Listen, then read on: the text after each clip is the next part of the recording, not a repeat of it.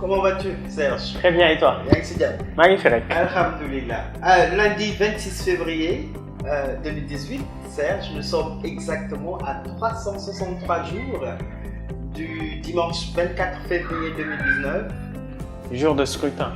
Élection présidentielle au Sénégal et déjà, comme si on était en campagne, nous allons parler de cela.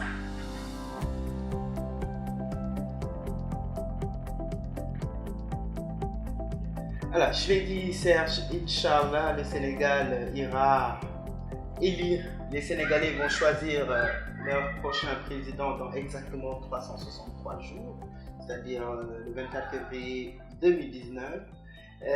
Ces élections présidentielles qui, comme si, avaient déjà démarré. En tout cas, la campagne électorale, semble-t-il, a déjà démarré. Sur fond d'invectives entre politiciens, sur fond de magouilles et de, je ne sais pas, de complot parfois, et le peuple dans tout ça. Brice, le Sénégal n'a jamais quitté la campagne. Le Sénégal a toujours été en campagne électorale. Depuis 2012, moi, j'ai pas l'impression d'avoir quitté une saison électorale, une période électorale. Bon, maintenant, à 1 an des élections, bien sûr que ça va s'intensifier.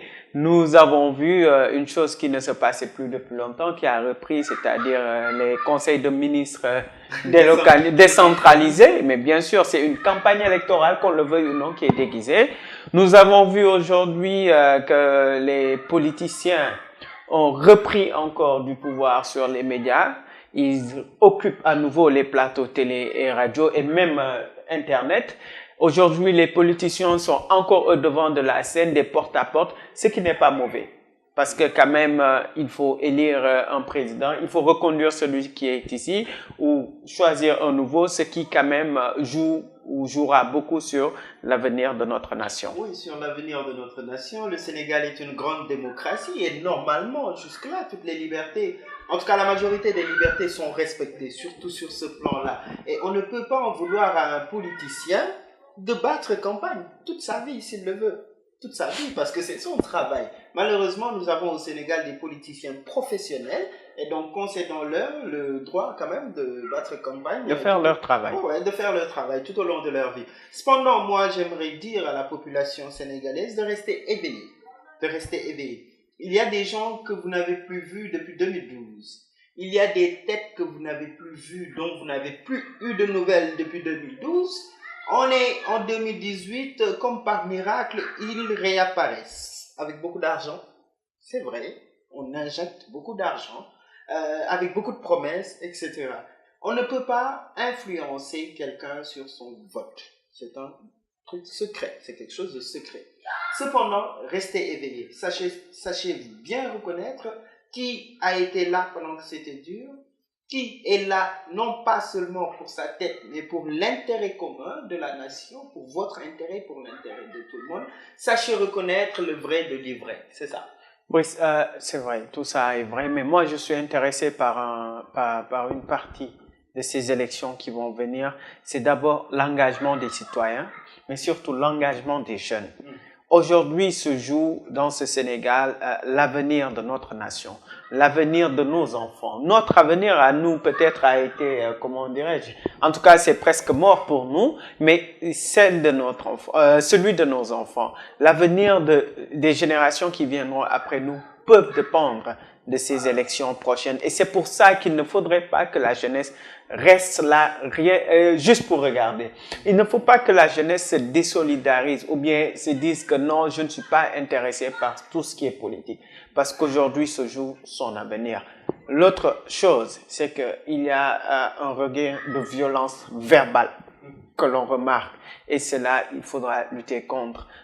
Je ne vais pas compter sur nos politiciens professionnels pour que cela change, mais je peux compter sur la jeunesse, je peux compter sur les nouveaux politiciens qui viennent d'arriver pour qu'ils ne tombent pas aussi bas que ce qu'on a toujours vu depuis assez longtemps, mais quand même qu'ils élèvent le débat, qu'ils élèvent le niveau du débat, que l'on parle économie, que celui ou celle qui veut être président ou présidente du Sénégal nous propose un programme clair et non à l'image d'un programme, excuse-moi, je vais le dire parce que je le pense, qui nous promet l'émergence en 2035 alors qu'on n'en est pas encore là. Non, ça peut aller, même si c'est l'émergence qu'on promet, ça peut aller. Oui, mais tu as raison. Tu sais, Serge, dans les partis politiques, tu vas trouver une chose. C'est le mouvement des jeunes et le mouvement des femmes. Est-ce que tu as remarqué ça? Mais oui. C'est simplement pour dire que les jeunes et les femmes sont à part. Les jeunes pour servir de gros bras quand il s'agit de violence, les femmes pour applaudir. En 2019, que les jeunes soient acteurs du changement ou du maintien du prochain régime, ce sera selon, mais soyons acteurs vraiment, impliquons-nous dans ces élections, dans ces futures élections présidentielles, prenons les choses en main, arrivons-en. Cependant, cette violence verbale qui a déjà démarré, tu l'as dit, cessons. Parce que cette violence verbale sera celle qui va se traduire en violence physique durant les campagnes électorales dès maintenant, 1 an avant. Soyons sur nos gardes, faisons attention, sachant que le Sénégal est un et indivisible et ne tombons pas dans les petites querelles. C'est exactement ça. Juste un message maintenant au tenant du pouvoir. Donnez aux citoyens l'opportunité de pouvoir voter le 24 février. Et cela ne passera que si vous leur donnez leur pièce d'identité et leur carte d'électeur. C'est urgent. Brice, je l'ai dit, ce point-là peut brûler ce pays-là parce qu'un citoyen a le droit de voter. Si on lui prend ce droit-là, si on l'empêche de voter, tout ce qui peut arriver. Oui. Récemment, le ministre de l'Intérieur a dit que 92%, on est à 92% de retrait des cartes d'électeurs et cartes d'identité. La question qu'on aimerait lui poser, c'est à quel taux de production sommes-nous? Parce qu'on peut produire 5 cartes et les 3 retirées, ça nous fait approximativement ce taux-là. Alors que les cartes qui ont été demandées étaient au nombre de 10. C'est RCPC Concept qui a encore offert ce numéro. Merci à PC Concept. Merci à Motorola.